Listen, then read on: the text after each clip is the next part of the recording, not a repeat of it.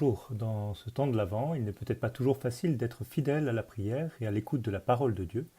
Et pourtant, je pense que nous pouvons faire l'expérience, jour après jour, que cette parole nous nourrit, qu'elle nous construit, et particulièrement pendant ces 4 semaines, elle ouvre notre cœur à la venue de Jésus. Alors après cette étape avec la Vierge Marie hier, nous retrouvons aujourd'hui, et encore pour quelques jours, le prophète Isaïe, le prophète de l'Avent, lui qui nous guide dans ce chemin d'attente. Aujourd'hui, la première lecture de la messe est tirée du chapitre 40 du livre d'Isaïe, les versets 25 à 31.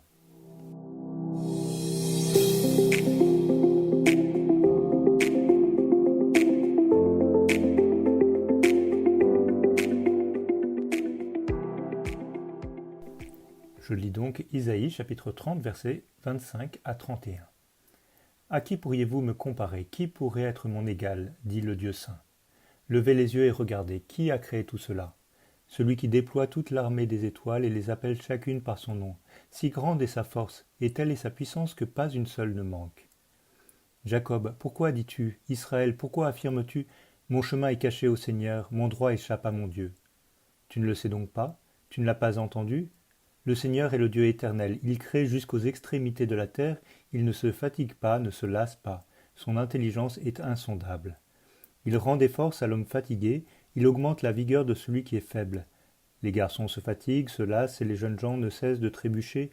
Mais ceux qui mettent leur espérance dans le Seigneur trouvent des forces nouvelles. Ils déploient comme des ailes d'aigle, ils courent sans se lasser, ils marchent sans se fatiguer. Voici donc encore une belle lecture d'Isaïe pour aujourd'hui. Le contexte dans lequel cette prophétie a été donnée, c'est probablement le même que pour plusieurs des prophéties des jours précédents. Le peuple, qui est appelé Jacob ou Israël, est dans la détresse, peut-être à la fin du temps de l'exil à Babylone. Comme nous avons eu l'occasion de le voir une fois ou l'autre, Israël a l'impression d'avoir été oublié, abandonné par Dieu. Cette détresse, elle est peut-être liée au péché, mais est-ce que la peine n'a pas trop duré? Le peuple regrette, il dit « Mon chemin est caché au Seigneur, mon droit échappe à mon Dieu ». Pourquoi Dieu tarde-t-il à nous répondre? Pourquoi tarde-t-il à nous rendre justice? La fin de la lecture dit aussi que le peuple est fatigué, peut-être d'ailleurs un petit peu comme nous aujourd'hui. La prophétie que nous donne Isaïe aujourd'hui nous fait réfléchir dans deux directions. D'abord, Isaïe nous fait méditer sur la toute-puissance de Dieu. Ce sont les versets 25-26 et puis après le verset 28. Nous sommes invités à regarder le ciel. Nous y voyons toutes les étoiles comparées à une grande armée. Et Dieu conduit cette immense armée dans un ordre impeccable. Les puissances célestes sont entièrement dans la main de Dieu. Par conséquent, et c'est ce que nous entendons dans le verset 28, Dieu est également tout-puissant sur la terre. On le comprend bien. Si Dieu est tout-puissant au ciel, sa toute-puissance, elle ne s'arrête pas au ciel. C'est pourquoi le prophète nous pose une question. Tu ne le sais donc pas? Tu ne l'as pas entendu? Qu'est-ce que nous devrions savoir? De quoi est-ce que nous devrions nous rappeler? Nous devons savoir, nous devons nous rappeler que Dieu n'est pas seulement le créateur du ciel, comme nous l'avons entendu dans les 2 premiers jours de la création, mais il est aussi le créateur de la terre et de tout ce qu'elle contient, dans le récit de la Genèse, c'est le 3e jour de la création et les suivants. Dans ce verset 28, Isaïe ajoute même une précision. Non seulement Dieu est tout-puissant, mais cette toute-puissance, elle s'exprime sans fatigue. Il ne se fatigue pas, il ne se lasse pas. Nous avons peut-être encore en écho le récit de la création. Dieu a tout fait par sa parole, sans effort. La conséquence, c'est que Dieu peut agir encore sans aucune limite. Dans la situation dans laquelle je suis aujourd'hui, rien n'empêche Dieu d'agir. Et cela va même encore plus loin. Si je suis pécheur, si j'ai été infidèle au Seigneur, cela ne l'empêche pas d'agir dans ma vie s'il le veut et comme il le veut. La toute-puissance de Dieu l'empêche de se lasser. Il n'y aura pas de limite à sa volonté de vivre l'alliance avec son peuple. Les autres versets, le verset 27 et puis les versets 29 à 31, qui sont intercalés avec les versets sur la toute-puissance de Dieu, ces versets abordent les conséquences pour le peuple d'Israël dans sa situation d'exil à Babylone. D'abord, le peuple est corrigé. Alors qu'il se posait des questions sur l'attention de Dieu à ses prières, sur un abandon possible par Dieu, Isaïe le fait réfléchir. Pourquoi poses-tu une telle question? Ne te rappelles-tu pas que Dieu est tout-puissant? Ne sais-tu pas qu'il peut faire toutes choses nouvelles? Dans la partie finale, les versets 29 à 31, Isaïe dit les conséquences de la toute-puissance de Dieu pour son peuple. Si Dieu n'est pas soumis à la fatigue, il est capable, il le fait, de redonner des forces à son peuple fatigué. Regarder la toute-puissance de Dieu, ça ne doit pas nous faire peur, ça ne doit pas nous effrayer. Cela ne fait pas de Dieu un Dieu lointain ou distant qui ne s'intéresse pas aux affaires bassement terrestres.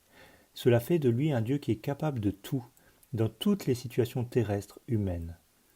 Rien que de reprendre conscience de cela, ça peut nous redonner des forces pour courir sans nous lasser, marcher sans se fatiguer, comme avec des ailes d'aigle.